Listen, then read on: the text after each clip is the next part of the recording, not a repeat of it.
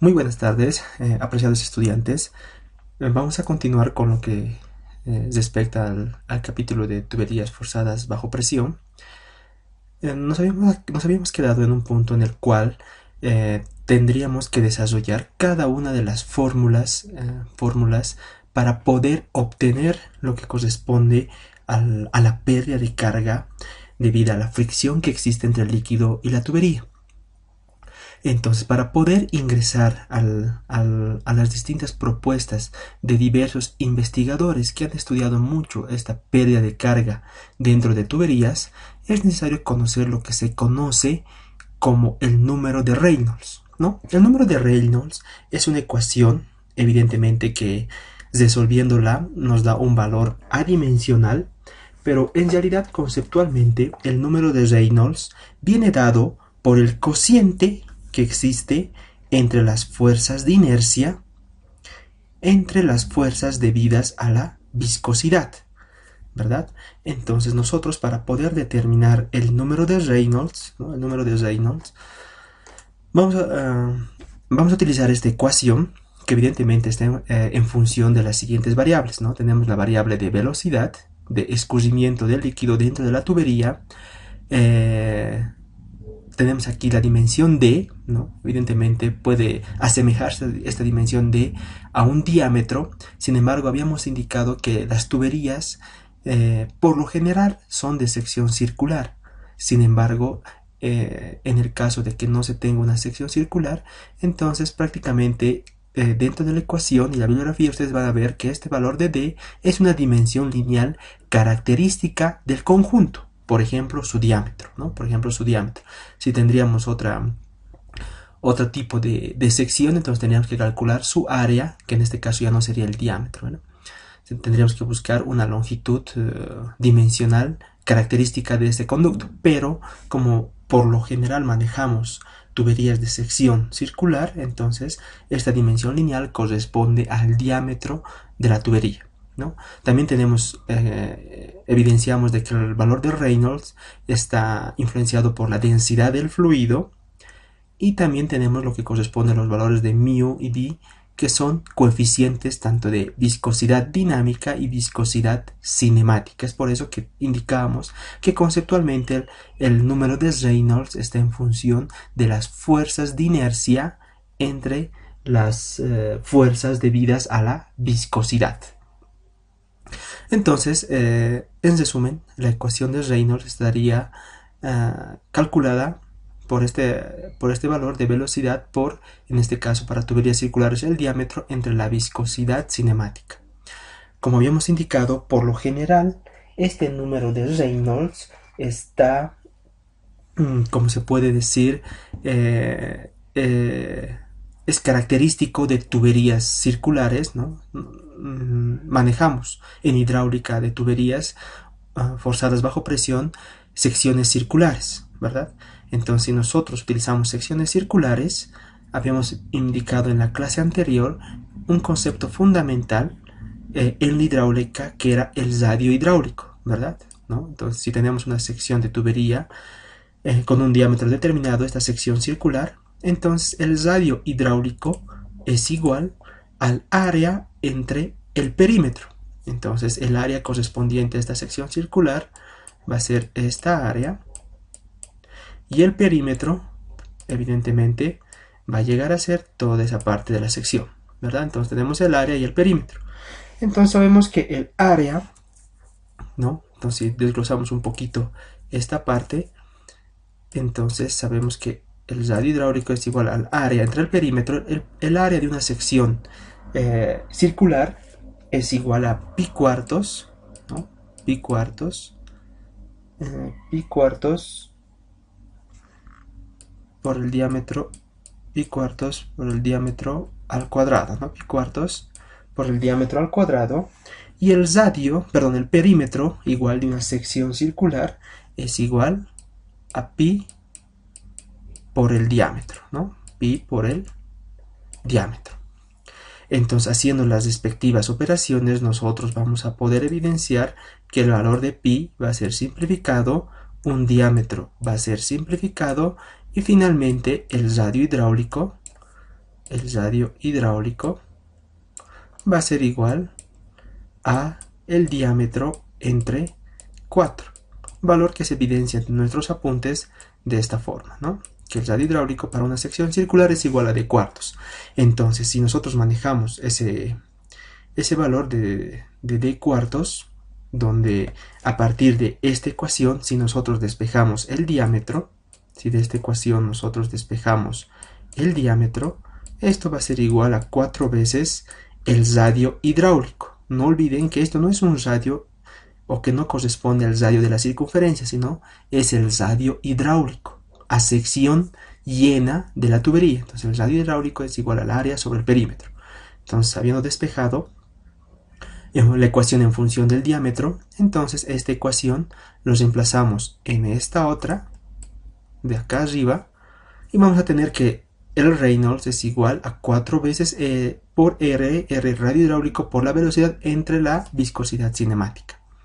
Entonces nosotros para secciones circulares vamos a manejar esta ecuación para calcular el número de Reynolds cuando tenemos una sección circular, que es lo que cotidianamente se maneja en tuberías forzadas bajo presión. Y en el caso de que no se tenga una sección circular, entonces tendríamos que aplicar esta otra ecuación para determinar el número de Reynolds. Bien, entonces el número de Reynolds es una forma de evaluar si el líquido por el cual pasa una tubería es turbulento o laminar, ¿no? En clases pasadas habíamos visto distintos tipos de flujos dentro de tuberías en las primeras clases de hidrodinámica. Entonces, ahondando un poco más en este detalle de flujos laminares y turbulentos y flujos de transición, entonces el número de Reynolds me permite cuantificar o de manera cualitativa saber si un flujo dentro de una tubería es turbulento, laminar o de transición. Entonces para eso se hace un ligero experimento que ustedes lo pueden ver en YouTube, donde se tiene una tubería evidentemente llena de líquido. Aquí tenemos el nivel sobre el cual está esta tubería. Y a esta tubería se le aplica otro tubo internamente donde se deposita un colorante. Entonces sabemos que estamos trabajando con dinámica de fluidos, entonces hay movimiento dentro de esta tubería.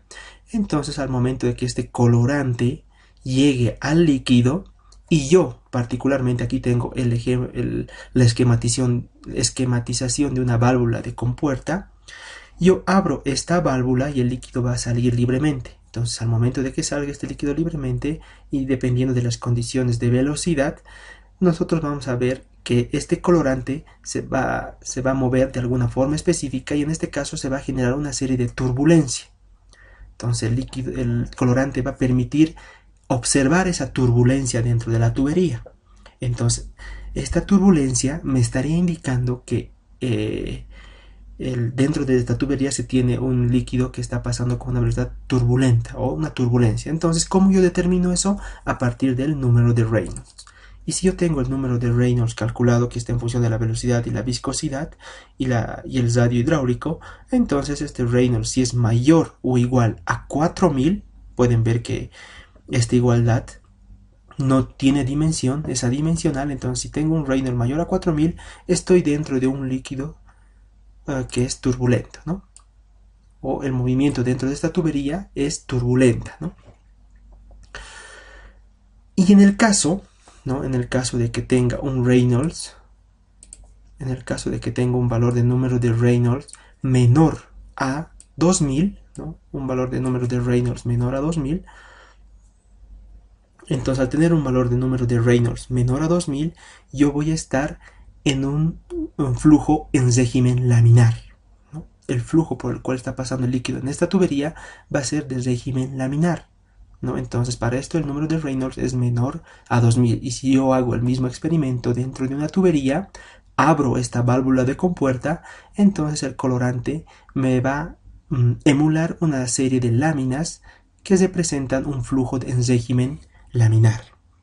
Entonces podemos ver que tanto para turbulento y laminar tenemos unos límites. Si el Reynolds es mayor o igual a 4000, estoy en un flujo turbulento, y si el Reynolds es menor a 2000, estoy en un flujo laminar. Entonces, ¿pero qué pasa en el rango entre estos dos valores, entre 2000 y 4000? Entonces vamos a encontrarnos en un flujo de transición. Y hay un detalle en este flujo de transición, que cuando tenemos un flujo de transición no es posible o es complicado determinar con certeza y seguridad las pérdidas de carga que existen en el interior de estas tuberías. Sin embargo, en las tuberías que nosotros manejamos convencionalmente, en la práctica cotidiana de la ingeniería civil, el movimiento del agua dentro de estas tuberías siempre es turbulento, ¿no? Es raro que ustedes van a encontrar un régimen laminar en las tuberías forzadas bajo presión que manejamos en la práctica. Se tiene un flujo en régimen turbulento, o sea, siempre vamos a tener un Reynolds mayor o igual a 4000. Bien, entonces ya entendiendo lo que corresponde al número de Reynolds que nos permite determinar si nos encontramos en un flujo laminar turbulento o de transición, entonces vamos a evidenciar cuáles son las formas, las fórmulas más usuales para poder determinar la pérdida de carga por fricción que existe dentro de una tubería cuando pasa un líquido cualquiera. Entonces, la pasada clase habíamos hecho la deducción de dónde sale esta pérdida de carga, y la deducción que habíamos hecho había sido por el pionero, por el investigador pionero en formular esta ecuación de pérdida de carga, ¿no? Entonces, el pionero que realizó los primeros estudios para evidenciar la pérdida de carga en el interior de tuberías era los famosos investigadores Darcy-Weisbach, ¿no? Darcy-Weisbach. Entonces, Darcy-Weisbach formulaban la siguiente ecuación, ¿no? Formulaban la siguiente ecuación que estaba en función a un coeficiente de fricción, la longitud de la tubería, el diámetro de la tubería, la velocidad media de la tubería y evidentemente la aceleración de la gravedad. Este valor prácticamente es porque nos encontramos en la dinámica de fluidos, ¿no? Entonces, esta ecuación de pérdida de carga por fricción dentro de una tubería ha sido presentada por Darcy-Weisbach, la hemos deducido en la pasada clase, y prácticamente esta es la fórmula universal que maneja la hidráulica para determinar esta pérdida de carga. A partir de esta ecuación propuesta por Darcy-Weisbach, muchos otros investigadores han mejorado a lo largo de los años esta ecuación para facilitar de alguna forma el proceso de cálculo de pérdidas de carga. Sin embargo, todos han tomado como base la formulación de Darcy-Weisbach. Entonces, evidentemente, esta ecuación que mostramos en recuadro rojo es una ecuación universal que está dada para tuberías circulares. Es por eso que dentro de la formulación tenemos el valor del diámetro. Sin embargo, como habíamos indicado, en ocasiones muy particulares se tendría una sección no circular. En ese caso, este valor de diámetro tendríamos que llevarlo a lo que corresponde el radio hidráulico, ¿verdad? El radio hidráulico. Entonces, podemos observar que en esta otra ecuación planteada acá, la ecuación de Darcy-Weisbach para pérdidas de cargas está en función de el radio hidráulico, ¿no? Del radio hidráulico. Y las mismas variables están el coeficiente de fricción, la longitud de la tubería y la velocidad media por la cual circula el líquido dentro de esta tubería. Entonces, para la determinación de este coeficiente de fricción, se hicieron varios experimentos, ¿no? Del cual haremos la mención a uno de los más importantes realizados por el profesor Nukaradze en el año 1993.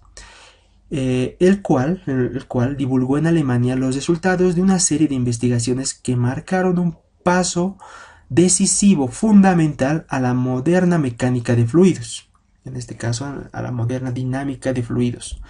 El profesor Nikuradze, utilizando 3 tubos de tamaño diferente, produjo en los mismos una rugosidad artificial, ¿no? Entonces, ¿por qué hablamos de rugosidad artificial? Porque evidentemente estas pérdidas de carga están en función de un coeficiente de fricción que existe entre el líquido y la tubería.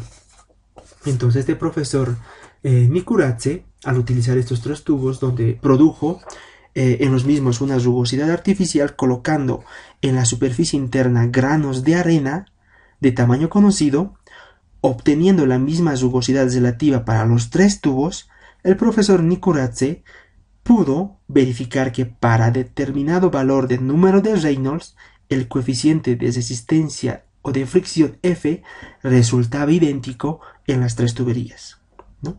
Entonces estos experimentos fueron repetidos para 5 valores de rugosidad en principio, y ellos vinieron a demostrar que es válido el concepto de rugosidad relativa, ¿ya? Entonces a partir de esta ecuación, perdón, de estos experimentos realizados por el profesor Nikuradse en el año 1993, entonces se evidenciaron de que es válido el concepto de rugosidad relativa, ¿no? Entonces esto es la rugosidad relativa, que es igual, la rugosidad relativa simplemente es la rugosidad entre el diámetro de la tubería, por lo que es correcta la siguiente expresión para determinar el coeficiente de fricción interna dentro de una tubería.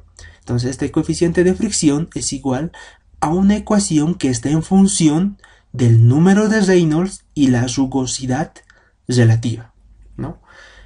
Entonces el valor de F ha sido establecido para diferentes regímenes, ¿no? Ya habíamos visto que tenemos distintos regímenes de flujo dentro de tuberías. Tenemos un régimen laminar y un régimen turbulento, ¿no? Entonces estas investigaciones han llevado a calcular este valor de F por distintos investigadores para distintos regímenes de flujo en tuberías, un régimen laminar y un régimen turbulento. Bien, entonces para el régimen laminar, el profesor Paul-Seville, ¿no? El profesor Paul-Seville, como indicamos acá, el profesor Paul-Seville ha determinado este valor de coeficiente de fricción para este régimen laminar como un valor igual a 64 sobre el número de Reynolds, ¿no? El número de Reynolds para el régimen laminar. Sin embargo, habíamos indicado que la mayoría de las tuberías que nosotros diseñamos, por ejemplo, tuberías de sistemas de abastecimiento de agua potable, en poblaciones o viviendas, nos encontramos en un régimen turbulento.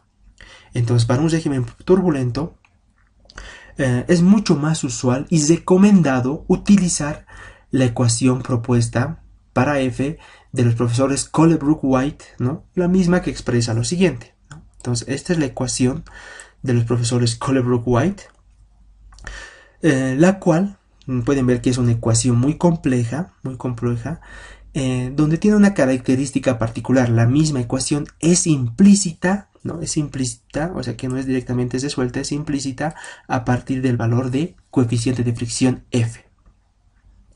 Entonces, esta ecuación implícita en años pasados, previos a la aparición de la gran gama de equipos computacionales que permiten resolver cualquier tipo de ecuación, de cualquier grado, de cualquier con cuantas varias variables se tenga, lo que se hacía antiguamente era utilizar diagramas, ¿no? Diagramas o monogramas.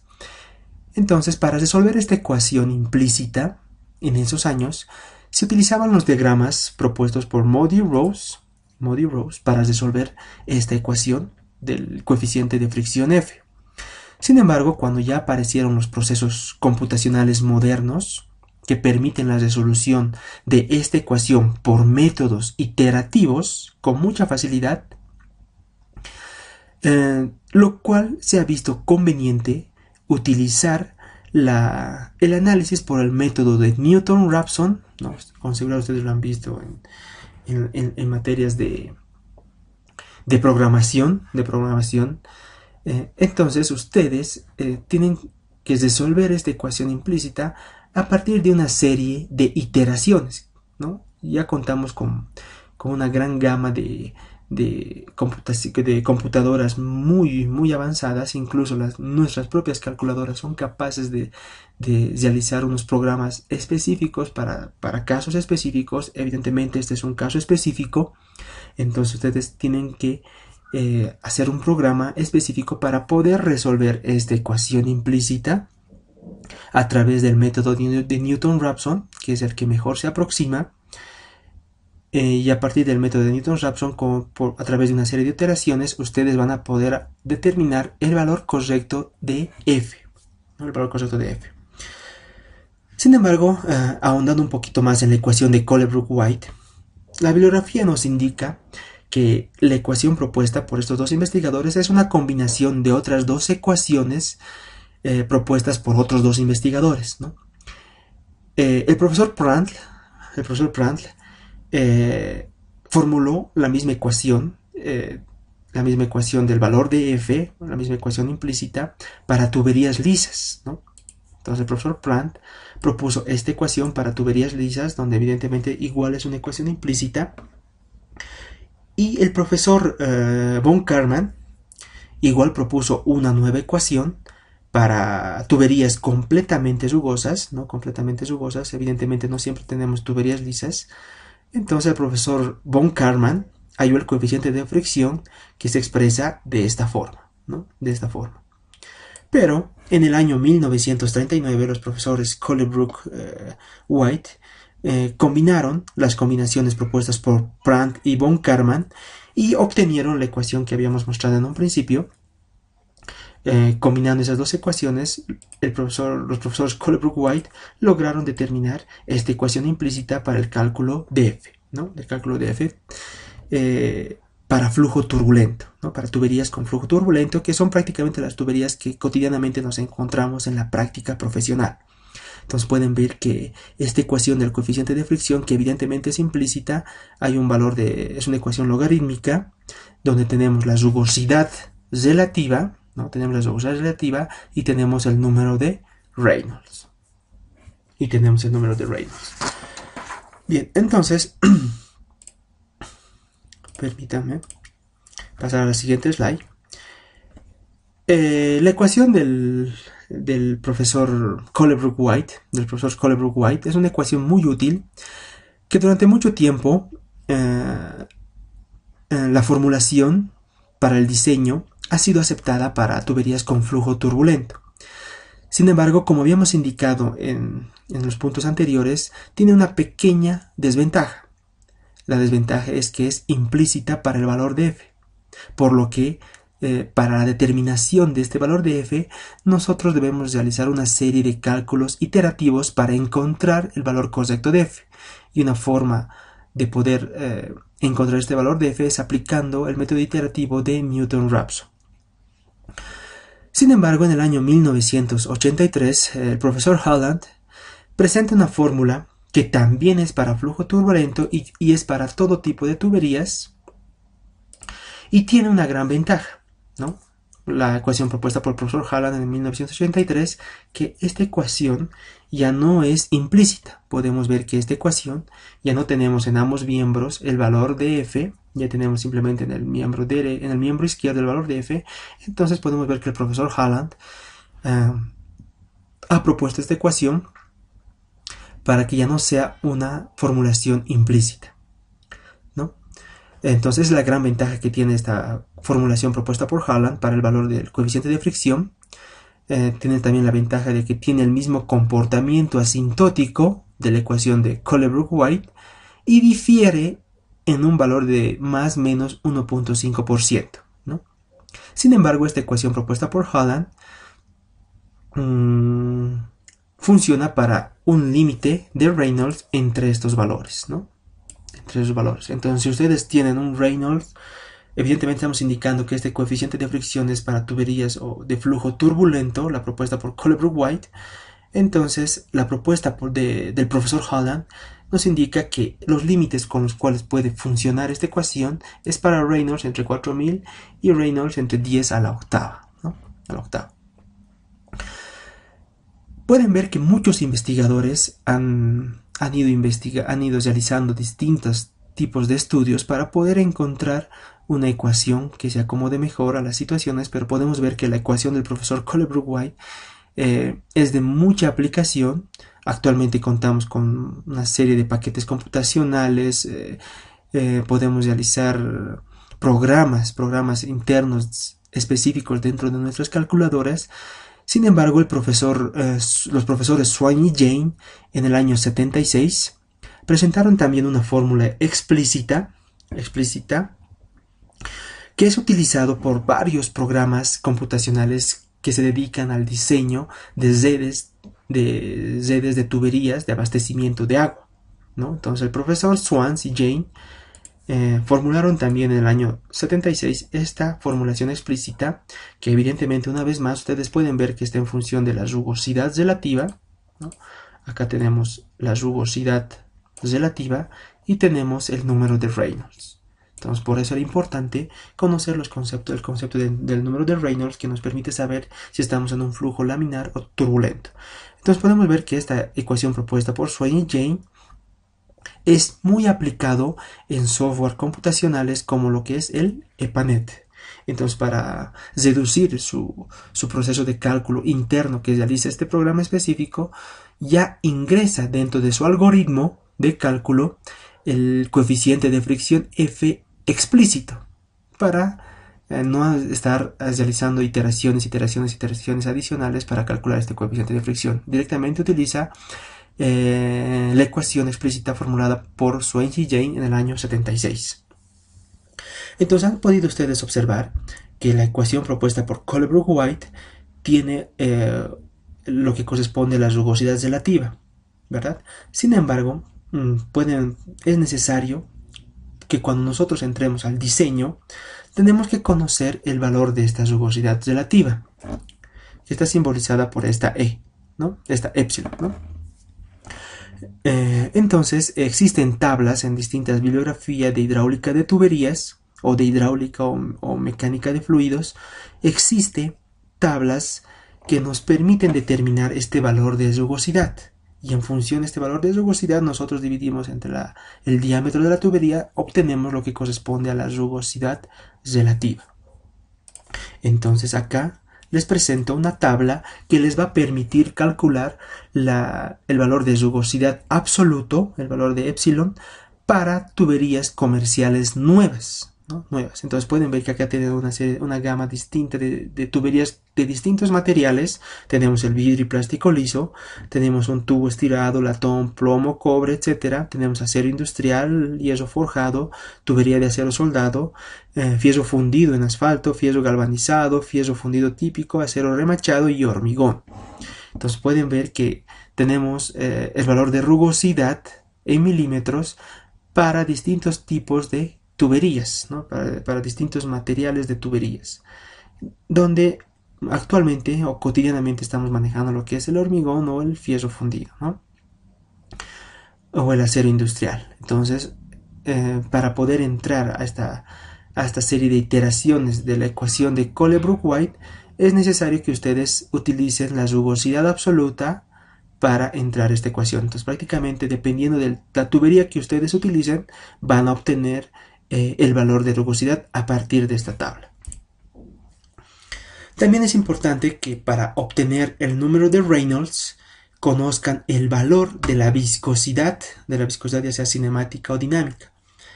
Entonces es importante que ustedes tengan ese dato de la viscosidad, ¿no? De la viscosidad, que prácticamente, según lo que hemos visto en el capítulo 1 de propiedades de los fluidos, propiedades físico-mecánicas de los fluidos, a partir de esta tabla que están a nivel del mar y a una presión atmosférica a nivel del mar, y en función a una temperatura,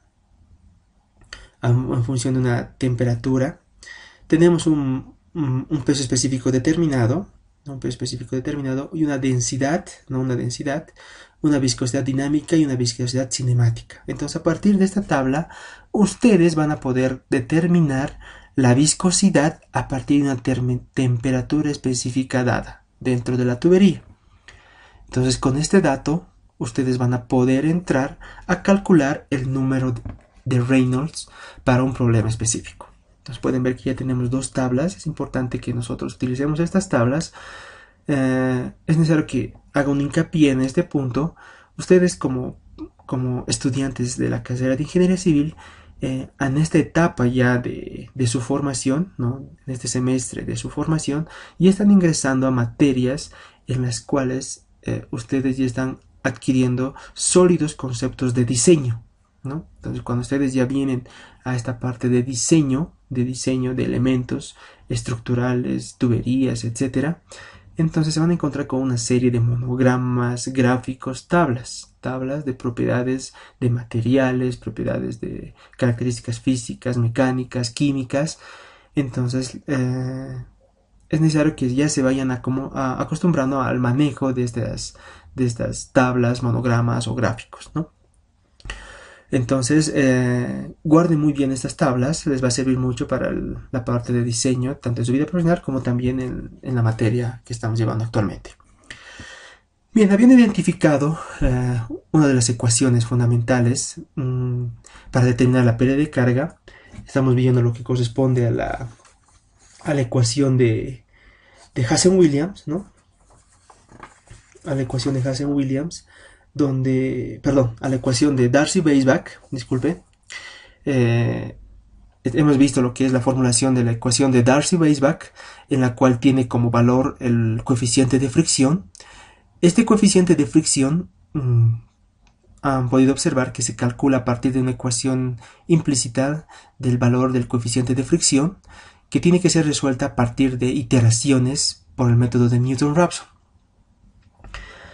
Entonces, vemos que esta ecuación de pérdida de carga propuesta por Darcy-Weisbach tiene una serie de variantes, ¿no? Serie de variables, podríamos decir, para lo cual, en el siguiente punto, lo que he hecho ha sido generar una serie de problemas tipo con los cuales ustedes se van a encontrar al momento de hacer un diseño de sistemas de abastecimiento de agua potable, de sistemas de abastecimiento de agua. Entonces vamos a generar una serie de problemas tipo con distintas variables que les va a permitir desarrollar una serie de algoritmos que pueden ser fácilmente programables en una calculadora para hacer un chequeo muy rápido al momento de que ustedes estén haciendo un diseño particular. Bien, entonces para tener el algoritmo específico para distintas variables, para distintos datos e incógnitas, lo que he hecho acá ha sido deducir las fórmulas necesarias para generar estos algoritmos. Podemos ver que en la ecuación 4.1 tengo lo que corresponde al número de Reynolds, ¿no? Al número de Reynolds, donde se incluye lo que es el diámetro, la velocidad. Entonces, a partir de la ecuación de continuidad, nosotros podemos cambiar ese diámetro y esa velocidad en función del caudal, ¿no? En función del caudal. Y como tengo una sección circular, entonces esto se resume a 4 por caudal pi sobre el diámetro por la viscosidad. Entonces, esta es una ecuación que debemos almacenarla. En la ecuación 4.2 tengo lo que corresponde a la pérdida de carga, ¿no? Pérdida de carga H sub F o H sub L es lo mismo, donde tenemos en función del coeficiente de fricción, longitud de la tubería, diámetro y velocidad media de la tubería. Esta misma ecuación la he despejado en función del coeficiente de fricción y lo he almacenado como ecuación 4.2. También tengo la ecuación 4.3, ¿no? 4.3, que es prácticamente la misma, simplemente está elevado a la 1 medio, o le he sacado raíz cuadrada a esa ecuación, con el objetivo de que también tenga planteado esta ecuación 4.4, donde tengo lo que corresponde al valor de Reynolds en la misma ecuación, ¿no? Y a partir de ahí también la ecuación 4.2 la he despejado a través de la ecuación de continuidad y sección circular, la he puesto en función del caudal y del diámetro. Entonces son formas en las cuales se pueden tener estas ecuaciones, ¿no? Y también la ecuación 4.5, que prácticamente se está obteniendo de acá el diámetro en función del caudal, la pérdida de carga, ese coeficiente de fricción y la longitud de la tubería. Entonces simplemente lo que he hecho en este punto ha sido hacer un resumen de las ecuaciones que se van a utilizar para determinar la pérdida de carga a partir de la ecuación propuesta por Darcy-Weisbach. Entonces estamos generando una serie de algoritmos con distintos problemas con los cuales ustedes se van a topar al momento de hacer el diseño a partir de la ecuación formulada por Darcy-Weisbach. Entonces tenemos un primer problema planteado, en el cual ustedes fácilmente pueden generar su algoritmo y programarlo en una calculadora, donde se evidencia que tenemos como datos el diámetro, el caudal, la longitud, la temperatura y lo que corresponde a la rugosidad relativa, ¿no? O la rugosidad absoluta, ¿no? a la rugosidad absoluta. Y como incógnitas tengo lo que es la velocidad dentro de la tubería y la pérdida de carga. Entonces vemos que T es la temperatura, D es el diámetro y L es la longitud. Entonces a partir de ahí nosotros generamos un algoritmo que les va a permitir programarlo y programarlo dentro de un software o una calculadora. Entonces como primer paso estaríamos calculando la velocidad utilizando la ecuación de continuidad. La ecuación de continuidad es caudal igual al área por la velocidad. Como tengo de dato el caudal, tengo dato del diámetro, entonces puedo calcular la velocidad, ¿no? Voy a determinar la viscosidad con la temperatura en el cuadro 4.2, ¿no? Entonces teniendo el valor, entonces esto me está indicando en el algoritmo que a partir del cuadro 4.2 yo voy a determinar lo que corresponde a partir de la temperatura voy a determinar la viscosidad, y con esa viscosidad yo voy a poder determinar el número de Reynolds con la ecuación planteada como 4.1. Luego establezco lo que corresponde a la rugosidad relativa. Tengo de dato la rugosidad. ¿Por qué tengo de datos de la rugosidad? Porque voy a tener el tipo de tubería con la cual voy a utilizar. Entonces de ahí voy a tener el dato de la rugosidad, evidentemente. Dependiendo del tipo de material de la tubería voy a tener la rugosidad. Tengo el diámetro, entonces voy a poder establecer la rugosidad relativa. Y voy a calcular el valor de F con la ecuación 4.3, ¿no? El valor de F con la ecuación 4.3, que es una raíz cuadrada de F. Y finalmente voy a calcular la pérdida de carga con la ecuación 4.2, ¿no? 4.2. Ya tengo el valor de F. Tengo lo que corresponde a rugosidad relativa, longitudes, diámetros, entonces voy a poder calcular la pérdida de carga. Entonces he calculado la velocidad y la pérdida de carga. Y de esa forma ustedes van a tener una serie de problemas con distintas variables, con distintos datos e incógnitas que ustedes deben resolverlas. Por ejemplo, acá tengo otro tipo de algoritmo, ¿no? Acá tenemos otro tipo de algoritmo, le hemos llamado un problema 2. ¿No? Entonces le hemos llamado un problema 2, es otro tipo de algoritmo en el cual tengo como datos el diámetro, la pérdida de carga, la longitud, la temperatura y la rugosidad absoluta. Y el problema me pide calcular la velocidad y el caudal. Entonces lo que voy a hacer es calcular con la ecuación 4.4 el Reynolds por F, ¿no? Voy a establecer la rugosidad relativa, tengo el diámetro, en función del tipo de tubería voy a tener la rugosidad. Con la temperatura y el cuadro 4.2 voy a poder determinar la viscosidad. Con la ecuación 4.3 una vez más voy a poder determinar el valor de F, de coeficiente de fricción. Y a partir de ahí voy a poder, con la ecuación 4.2 voy a poder determinar la velocidad, ¿no? La velocidad. Tengo de dato la pérdida de carga, tengo de dato el diámetro, la longitud y la aceleración de gravedad, y como ya tengo F, despejando voy a poder determinar la velocidad y finalmente voy a poder calcular con la ecuación de continuidad el caudal. Si ustedes recuerdan, la ecuación de continuidad es igual a caudal igual al área multiplicado por la velocidad, ¿no? Entonces es la ecuación de continuidad o principio de conservación de la masa. También pueden encontrarse con un tercer problema. Disculpen, van a poder encontrarse con un tercer problema en donde como datos van a tener el caudal, la pérdida de carga, la longitud, la temperatura y la rugosidad absoluta, y les van a pedir calcular ahora ya no el caudal sino el diámetro y la velocidad. Entonces, para generar un algoritmo de cálculo para estas incógnitas, en primer lugar ustedes deben adoptar un valor de F, ¿no? Un valor de fricción que se encuentre dentro de este rango, ¿no? Un valor de F que se encuentre dentro de ese rango de 0.010 a 0.035. Con la ecuación 4.5 ustedes van a poder determinar el diámetro. Con la ecuación 4.1 van a poder determinar el número de Reynolds. A partir del tipo de material en la tubería van a poder determinar la rugosidad absoluta, y con el diámetro van a establecer la rugosidad relativa. Van a calcular el valor de F con la ecuación 4.3, ¿no? Un nuevo f con la ecuación 4.3, ¿no? Entonces, ustedes se han dado un rango de este f, pero están calculando un nuevo f con la ecuación 4.3. Entonces, en este problema número 3 se está generando ese proceso iterativo que les había indicado en un principio, ¿no?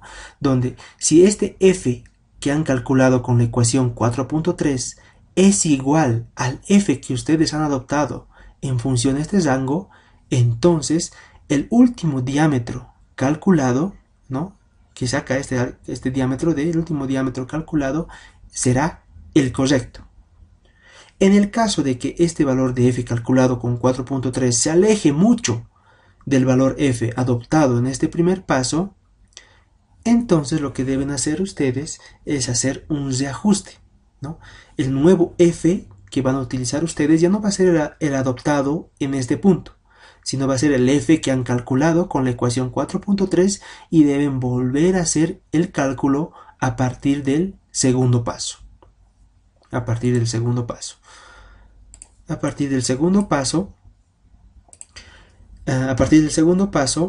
Y cuando el nuevo valor de f se iguale al último valor de f calculado, o sea, se asemejen, o se igualen, o cuya variación sea casi 0,0001, entonces ustedes habrán logrado calcular el diámetro correcto, ¿ya? El diámetro correcto. Y finalmente, con los valores calculados, determinan la velocidad aplicando la ecuación de continuidad, ¿no? Entonces pueden ver que en el problema 3 ustedes ya están generando ese proceso iterativo, en donde como primer paso se están adoptando un valor de f, hacen una serie de cálculos, determinan un nuevo valor de f, habiendo determinado un nuevo valor de f, verifican, hacen la comparación si ese nuevo valor de f no se asemeja al valor f adoptado, entonces con ese nuevo valor de f calculado vuelven a hacer todo el proceso a partir del paso 2 y calculan hasta llegar a calcular un nuevo valor de f. Si este nuevo valor de f se iguala al último valor de f, entonces el diámetro que ustedes han calculado en el paso 2 es el correcto y finalmente calculan la velocidad con la ecuación de continuidad, ¿no? Y tendrían la solución al problema número 3, donde las variables serán la velocidad y el caudal y el diámetro, ¿no? También podemos tener un problema 4 que es similar al problema 3, sin embargo, ahora tenemos como incógnitas el caudal y el diámetro, ¿no? El caudal y el diámetro. Entonces el algoritmo es similar al caso anterior, adoptamos un valor de f que se encuentre dentro de este rango, ¿no? Dentro de este rango. Con la ecuación 4.2 nosotros determinamos el diámetro, determinamos el valor de Reynolds con la ecuación 4.1, establecemos una rugosidad relativa que va a estar en función del tipo de material de la tubería y su diámetro, calculamos un nuevo valor de f con la ecuación 4.3 y finalmente este nuevo valor de f calculado, ¿no? Este nuevo valor de f calculado lo comparamos con el f adoptado. Si son iguales, el valor de d es el correcto. Y si no, entonces se procede a iterar nuevamente utilizando el último valor de f calculado como valor inicial adoptado. Debemos tomar en cuenta que estas iteraciones no es un proceso difícil, pueden hacerlo manualmente con sus calculadoras teniendo ya las ecuaciones planteadas, pero siempre es recomendable ya tener el algoritmo y programarlo en sus calculadoras para que el proceso sea más rápido al momento de que ustedes estén desarrollando, por ejemplo, una práctica o un parcial, ¿no? Sobre todo un parcial, porque sabemos que el tiempo es limitado y además ese algoritmo les va a permitir hacer cálculos manuales muy rápidos cuando estén desarrollando su práctica profesional. Entonces podemos observar que en los problemas 3 y 4 son problemas iterativos donde adoptamos un valor de f y debemos compararlo con un f calculado o un coeficiente de fricción calculado. Luego tenemos un problema número 5, ¿no? Con el cual pueden toparse ustedes, donde tenemos de datos la velocidad, el caudal, la longitud, la temperatura y la rugosidad absoluta, y cuyas incógnitas son la pérdida de carga y el diámetro. Entonces, como tenemos el caudal y la velocidad, nos bastará utilizar la ecuación de continuidad para calcular el diámetro. Y teniendo el diámetro, el problema se hace similar al problema número 1, ¿no? El problema es similar al problema número 1,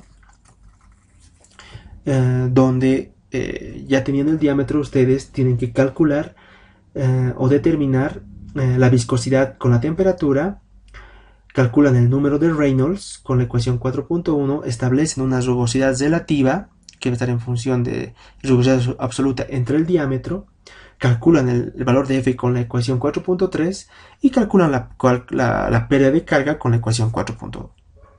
¿No? Entonces la variable al problema número 1 es simplemente de que ustedes el diámetro lo calculan con la ecuación de continuidad. Finalmente, ustedes se van a topar con un problema número 6,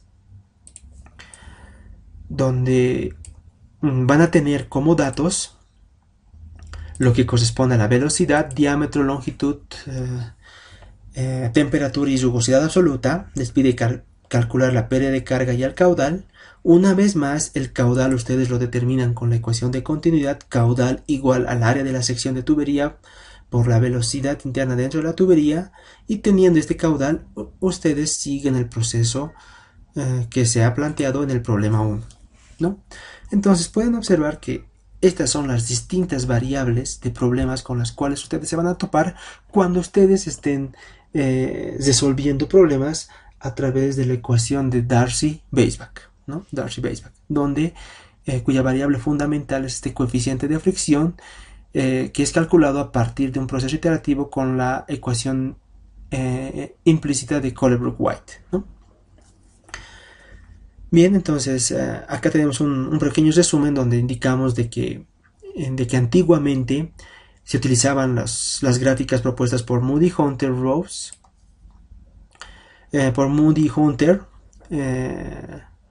sin embargo, en la actualidad, con la evolución de los equipos computacionales, resolver ecuaciones implícitas es demasiado sencillo y el proceso de cálculo para determinar el valor de f se simplifica bastante, ¿no? Bien. Entonces, la formulación anterior que habíamos visto, habíamos indicado que había sido propuesta por Darcy-Weisbach. Sin embargo, esta propuesta de ecuación de pérdida de carga dada por Darcy-Weisbach ha motivado a muchos otros investigadores para facilitar el proceso de cálculo, ¿no? Es por ello que muchos investigadores, ahora lo nombramos, es los profesores Hazen-Williams, han determinado otra ecuación para calcular la pérdida de carga por fricción en tuberías. Sin embargo, esta ecuación o la fórmula, como se conoce, de Hazen-Williams tiene también una limitante, y la limitante es la siguiente, ¿no? Evidentemente, esta ecuación también es una ecuación empírica que es aplicable a cualquier flujo de tubería, puede ser flujo laminar, turbulento. Entonces esta es una ventaja de la ecuación. Sin embargo, una de sus desventajas es de que funciona para tuberías mayores a 2 pulgadas y a velocidades menores de 3 metros sobre segundo.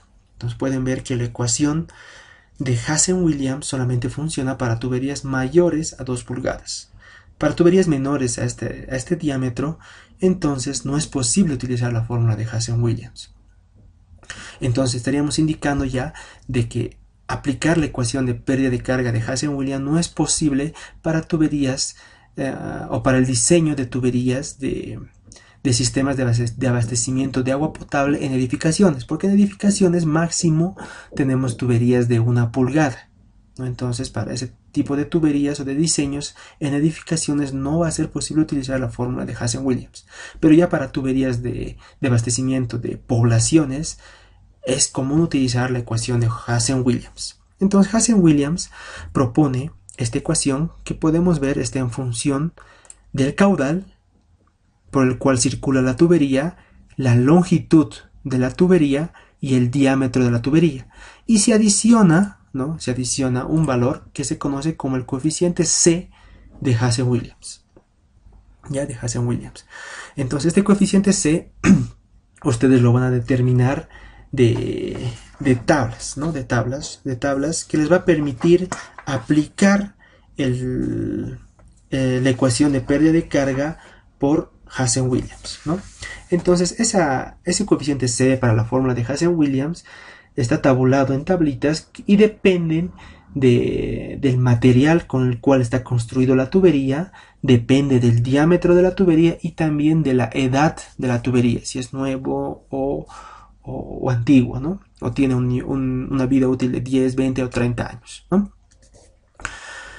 En otra bibliografía también se encuentra esta ecuación de Hazen-Williams en función de la pérdida de carga relativa, ¿no? O pérdida de carga unitaria, ¿no? Entonces la pérdida de carga unitaria es la misma pérdida de carga entre la longitud.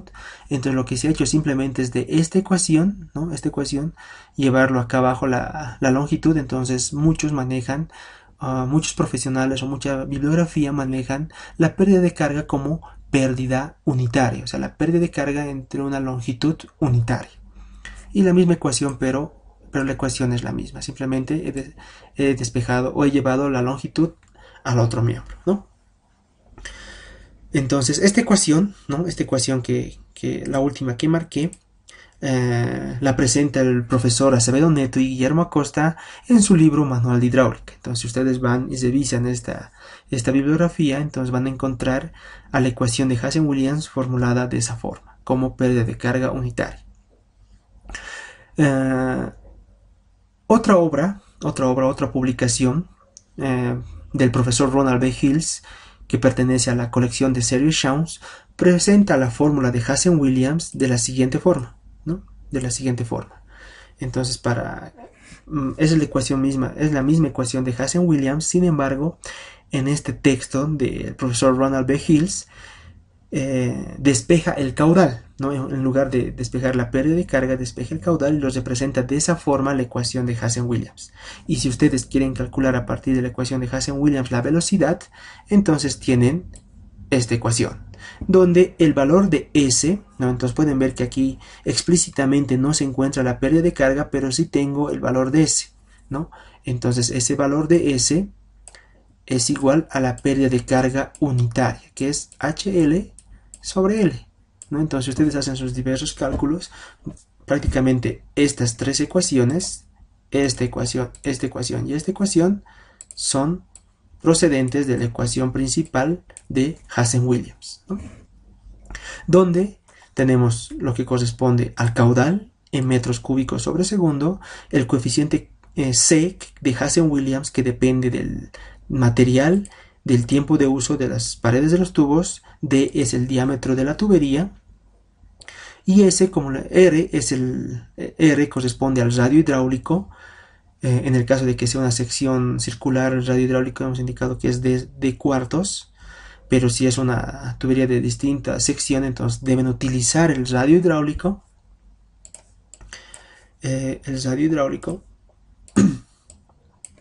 L es la longitud de la tubería y S corresponde a la pérdida de carga unitaria, como habíamos indicado, que es HL sobre L. Sin embargo, otro tipo de bibliografía, esta pérdida de carga unitaria también la simboliza como J. En el caso de que ustedes vean otro tipo de bibliografía o consulten otro tipo de bibliografía, no quiero que quede nada suelto. Debemos entender que si nosotros manejamos distinto tipo de bibliografía, vamos a encontrarnos con distinta terminología. Entonces, para que no haya ese tipo de confusiones, la pérdida de carga unitaria es simbolizada con S en varios libros, en otros textos es simbolizado como J, pero tienen la misma base conceptual. Entonces, esta ecuación propuesta por Hazen-Williams, el profesor Larry Mains, en su texto manual o en su publicación que titula Manual de Sistemas de Distribución de Agua, maneja a la ecuación de Hazen-Williams en un sistema internacional e indica que la ecuación tiene la siguiente configuración, ¿no? La ecuación de Hazen-Williams para un sistema internacional tiene esa configuración. Entonces las unidades que se manejan en esta ecuación propuesta por Larry Mains está en unidades del sistema internacional, ¿no? Del sistema internacional. Entonces, la gran aceptación que tuvo la fórmula de Hazen-Williams permitió que fuesen obtenidos valores bien determinados del coeficiente C, como les había indicado. Entonces, en estas condiciones se puede estimar el envejecimiento de los tubos, ¿no? Entonces, saber cuánto tarda en envejecer los tubos. Entonces, muchos profesionales relacionados con la investigación han utilizado bastante la ecuación de Hazen-Williams por aceptación. Entonces han determinado distintos valores de C para distintos tipos de tuberías, ¿ya? Para distintos tipos de tuberías.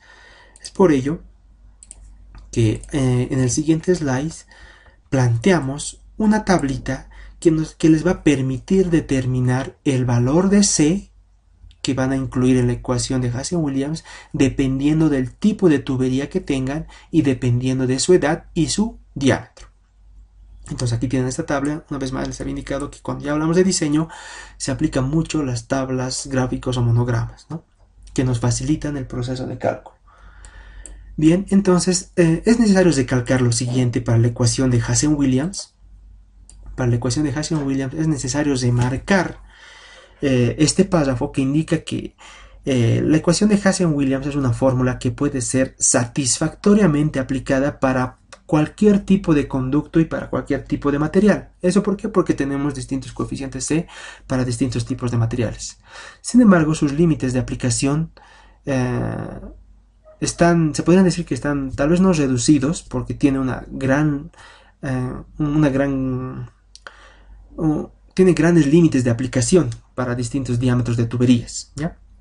Entonces nos indica la teoría que los diámetros que pueden ser utilizados a partir de la ecuación de Hazen-Williams son diámetros de 50 milímetros a 13.500 milímetros. Entonces ustedes pueden utilizar la ecuación de Hazen-Williams en ese rango, ¿no? En el rango de 2 pulgadas a 140 pulgadas. Entonces por eso que ahí se indica que tiene un amplio margen para su utilización, 2 pulgadas a 140 pulgadas, pero pueden ver que prácticamente la ecuación de Hazen-Williams simplemente puede ser utilizada para el diseño de sistemas de abastecimiento de agua para poblaciones, pero para el diseño de sistemas de abastecimiento de agua en edificaciones donde máximo se utiliza entre 1 pulgada a 1,5 pulgadas, entonces se debe utilizar otro tipo de ecuación. La ecuación de Hazen-Williams ya no es aplicable a ese tipo de diámetros de tuberías, pero pueden ver que los límites son amplios, ¿no? Los límites son amplios, ¿no? 2 pulgadas 140 es amplio. Entonces ustedes deben aplicar esta tablita de coeficientes de Hazen-Williams para poder incluirlos en su ecuación dependiendo del material, la edad y el diámetro. Bien, entonces ya hemos continuando con el avance, ya hemos tal vez no deducido, la deducción ha sido la pasada clase de dónde sale esta ecuación de pérdida de carga. Sin embargo, ya hemos visto dos investigaciones, la del profesor Darcy Weisbach y la de Hazen-Williams, para poder determinar la pérdida de carga por fricción en tuberías. Sin embargo, como les había indicado, esto ha motivado a muchos investigadores para determinar nuevas ecuaciones de pérdidas de carga que se acomoden mejor a distintas situaciones particulares. Por ejemplo, la ecuación de Hazen-Williams ya no funciona para diámetros menores a 2 pulgadas. Es por ello que ahí entra la fórmula del profesor Fair, Whipple y Xiao, ¿no? Que nos indica que es aplicable para tuberías de pequeño diámetro, ¿no? Entonces estaríamos hablando de diámetros entre media a 2 pulgadas, ¿no? Entre media y 2 pulgadas. Entonces, después de un gran número de experiencias conducidas según técnicas más avanzadas y bajo un control exhaustivo, los profesores Fair, Whipple y Xiao propusieron fórmulas especiales del tipo de las de Hazen-Williams y que han sido aceptadas por la comunidad científica y recomendadas como las más satisfactorias para este límite de diámetros, que es de media a 2 pulgadas. Entonces, esta fórmula propuesta por el profesor Fair, Whipple y Xiao sirve para tuberías de fierro galvanizado y agua fría, ¿ya? Y agua fría. Entonces, la ecuación propuesta por los profesores Fair, Whipple y Xiao nos indican lo siguiente, ¿no? Nos indican o nos plantean esa ecuación, ¿no? Habíamos indicado que en mucha bibliografía la pérdida de carga unitaria la simbolizan como S, también es simbolizada como J, pero tienen la misma base conceptual. Entonces, esa pérdida de carga es la pérdida de carga sobre la longitud Y esta investigación de los profesores Fair, Whipple y Xiao nos indican que la pérdida de carga unitaria es igual a este coeficiente multiplicado por el caudal elevado a la 1.88 entre el diámetro a la 4.88. Entonces ustedes pueden utilizar esta ecuación para tuberías de menor diámetro, que sería de media pulgada hasta 2 pulgadas, y de fierro, para tuberías de fierro galvanizado, ¿no? Para tuberías de fierro galvanizado. Bien, entonces es una alternativa, una falencia que tenía la ecuación de Hazen-Williams, pero ahora de alguna forma ya la tenemos absuelta. Sin embargo, también tiene una limitante que simplemente es para fierro galvanizado, y en esa parte no estaría cubierta los diámetros para tuberías de PVC, ¿no? Pero por lo general manejamos mucho el fierro galvanizado en instalaciones domiciliarias para tuberías de agua fría y caliente, ¿verdad? Más que el PVC. Bien, entonces también tenemos lo que corresponde a la fórmula de Flamand, ¿no? La fórmula de Flamand es otra investigación propuesta por el profesor Flamand, donde de igual forma tenemos el valor de J, o sea, es una pérdida de carga unitaria, que es simbolizada por J o por S, y nos indica que tiene la siguiente configuración. Esa pérdida de carga unitaria es igual a un coeficiente B multiplicado por la velocidad a la 1.75 entre el diámetro a la 1.25. Y que eso, si eso lo quiero llevar en función del caudal en lugar de la velocidad, entonces el coeficiente ya no va a ser B, sino va a ser un coeficiente K.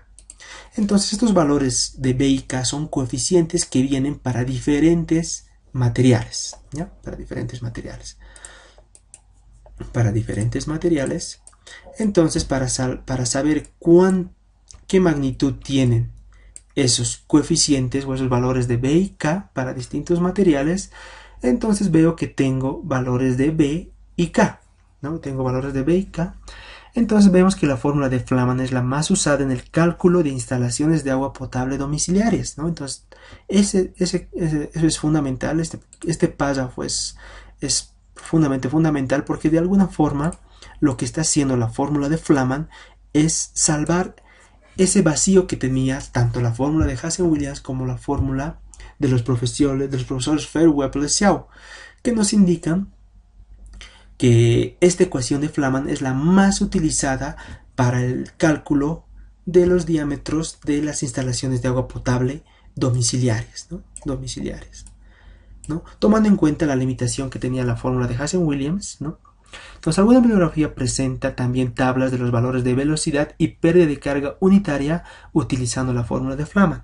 Entonces, si ustedes revisan algún tipo de bibliografía, por ejemplo, la serie Schaum, la publicación del profesor Acevedo Neto, entonces, u otras que ustedes puedan ver en internet, hay muchos libros nuevos, actualizados, versiones muy actualizadas, en donde ustedes ya no van a tener simplemente tabulado los valores de B y K, ¿no? También ustedes van a tener directamente lo que corresponde a las pérdidas de carga unitaria y velocidades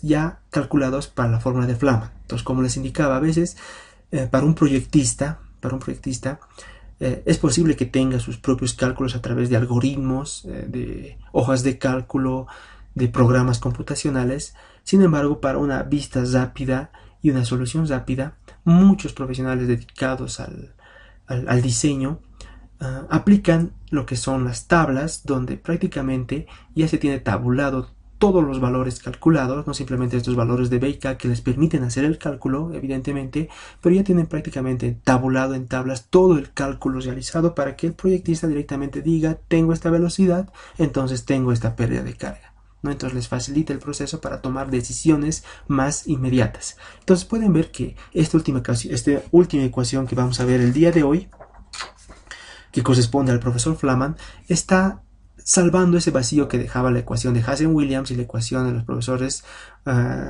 profesores Fair, Whipple y Xiao, donde ahora la fórmula de Flamand me va a permitir calcular para diámetros menores entre media y 2 pulgadas, para distintos tipos de materiales, ¿no? Para distintos tipos de materiales, voy a poder calcular esas pérdidas de carga. Entonces tengo valores de B para conductos de fierro fundido, acero galvanizado, valores de K lo propio, tengo para conductos de plomo, para conductos de fierro fundido, de acero galvanizado en condiciones nuevas, y para conductos de cemento, amianto o asbesto cemento y PVC, que es lo fundamental, ¿no? Muchas instalaciones actualmente han migrado a lo que corresponde al PVC. Antiguamente, muchos años atrás, o antiguamente se utilizaba bastante para sistemas de abastecimiento de agua potable domiciliarias el fierro fundido. Con seguridad muchos han debido ver en sus domicilios, en el casco viejo, que se maneja mucho el fierro fundido aún, pero eso ya se ha migrado a lo que corresponde el PVC, ¿no? El PVC. Entonces vemos que para el diseño de estos sistemas, que donde se aplica mucho el PVC, entonces ya tenemos absuelto ese vacío que dejaba Hazen-Williams, y tenemos los valores de B y K y la ecuación de la pérdida de carga para poder determinarla y obtener lo que son los diámetros o caudales o velocidades, dependiendo del caso particular que se presente. Entonces, queridos estudiantes, de esta forma, en esta clase hemos podido ver las distintas ecuaciones que nos presenta la bibliografía actual para determinar las pérdidas de carga. Pero no olviden que estas pérdidas de cada una de estas ecuaciones para determinar la pérdida de carga tiene diversas limitaciones en cuanto a diámetros específicamente, ¿no? Y tipo de material. Entonces, cuando ustedes encaren algún problema o algún diseño específico, entonces tomen en cuenta que esas pérdidas de carga ustedes deben determinarlas en función a qué situación particular se encuentre. Si tengo un diámetro mayor a 2 pulgadas, entonces voy a poder utilizar la ecuación de Hazen-Williams. Pero si tengo diámetros menores a 2 pulgadas y es de fierro fundido, utilizaré las del profesor Xiao, ¿no? Pero si tengo tuberías de PVC, entonces utilizaré la ecuación de Flammé. Entonces, esa es la conclusión a la cual quiero llegar. Tenemos una infinidad de ecuaciones que nos permiten calcular la pérdida de carga. Sin embargo, ustedes deben saber cuál es la que mejor se aplica a su situación específica, ¿no? Entonces nos vemos en la siguiente clase, donde vamos a resolver algunos ejemplos que nos van a permitir entender mejor el manejo de estas ecuaciones a través de un ejemplo práctico. Que tengan buenas tardes.